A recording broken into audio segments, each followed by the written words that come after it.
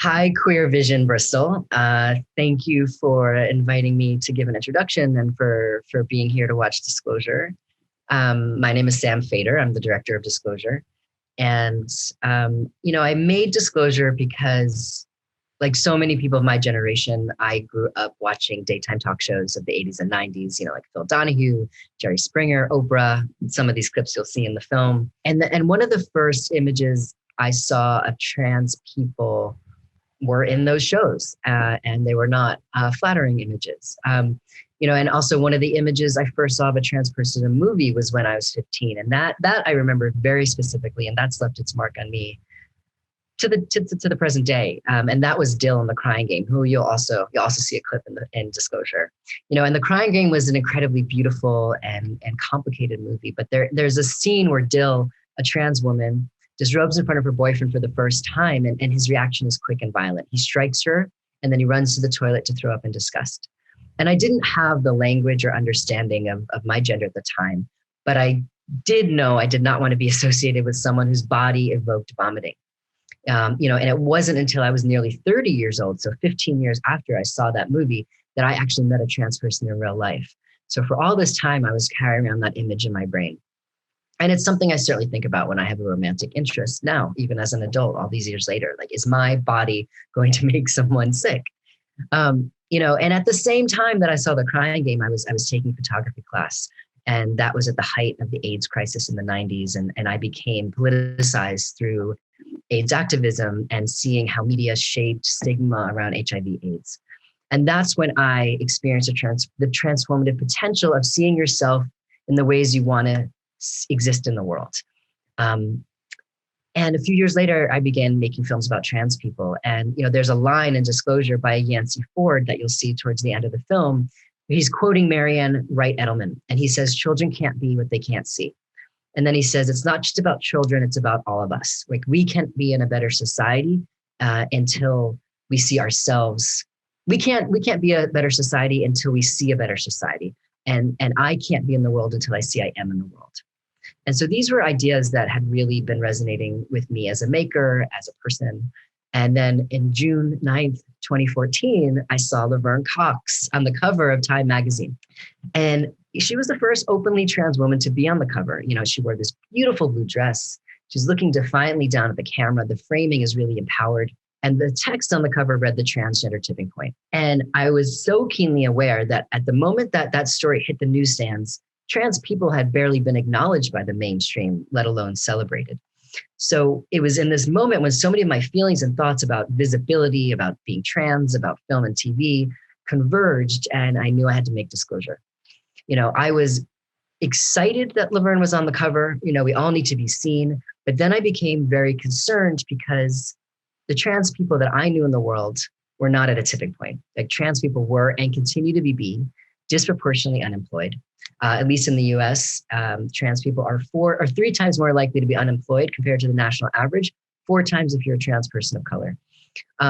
We lack access to safe housing and healthcare, of course, because of not having employment, but then of other systemic obstacles. The murder of trans women, specifically Black trans women, has become an epidemic.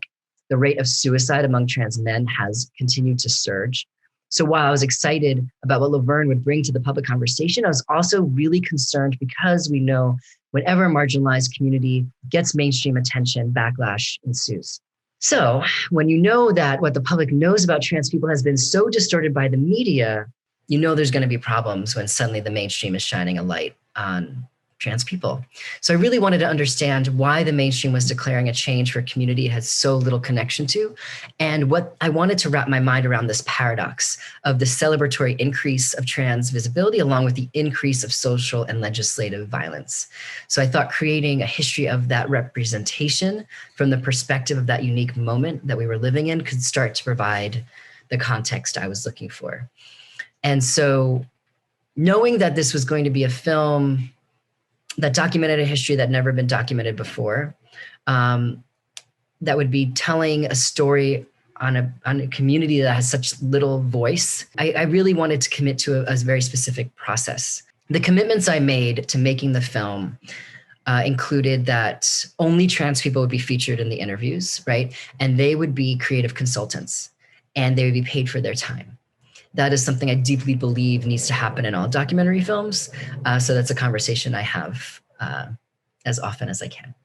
Another commitment we made was that all the archival footage and the ideas that would come up in disclosure would be put in context by the personal memories and perspectives shared by the interviews.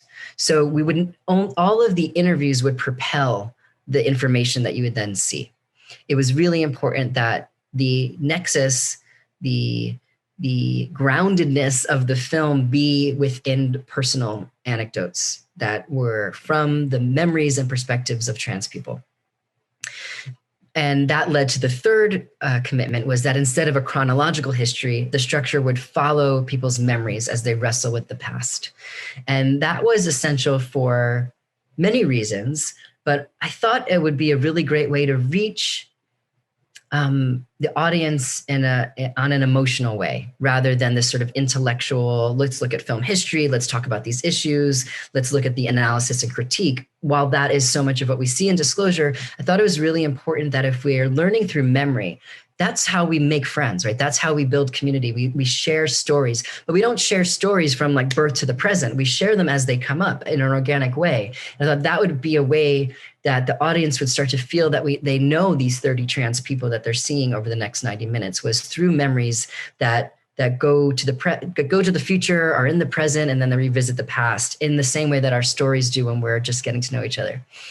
And lastly, we prioritized hiring trans production crew. And when we couldn't do that, the non-trans person we hired would mentor an emerging trans filmmaker. You know, that fourth point of prioritizing hiring trans crew and only having trans people on camera was a given for me in the beginning. And I didn't realize until I had to justify it to the people around me that it was a different approach. There are certain things from a lived experience that can't be taught to someone else, and really can only be learned to a certain degree. Lived experience is what gives you a stake in an issue. A lived experience is what gives you a very specific sensitivity to how something is talked about and created. So not only is it about trans people talking about their experiences on camera, but there had to be trans people behind camera as well, because little things like how you mic somebody and how you frame them and how you light them is going to be very specific to a trans person that only another trans person will get, you know, in that flash moment, that can really change the experience of how you make a film. And trans people are disproportionately underemployed. And we know in entertainment, trans people have very little voice. There are very few trans people in decision-making positions. And so my effort to change that was to hire trans people. And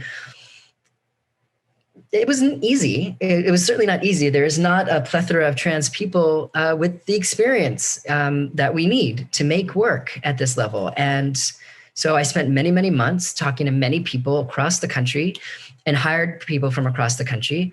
And when we couldn't do that, we had to mentor a trans person. We had to pay it forward. We had to make sure that next time there would be more trans people. And again, everyone we mentored was paid. So our budget was really high, but making a film is hard. Making a film is not easy. Making a film is not cheap. It's just about where are your priorities. So whenever I get pushback from people saying like, it's too hard, I couldn't find the person, we didn't have the money, like, I'm just going to say, well, show me your budget and show me the things you did spend money on, you know, like, did you decide to, you know, rent a drone for this, like, you know, shot you really wanted? And why was that more important than hiring the people that the film is about, right? So it's really about where your priorities are and putting all of your intention into the things that you believe are important. You know, what I love most about being trans is that we live at the intersection of every possible trait a human being can have, right? Every race, ethnicity, class, gender, ability, religion, nationality, immigration, status, age, ethnicity, again, sexuality, more. You get the idea. Trans people have been and always will be part of the fabric of every culture, right? And so the stories that we can tell are not going to end, are not going to stop, and need to be told by those most impacted by them. Sorry for the barking dog. Anyway, thank you for allowing me this time to introduce myself in the film. And I hope it's a good experience. And I would love to hear anything you have to say about it afterwards. Thank you.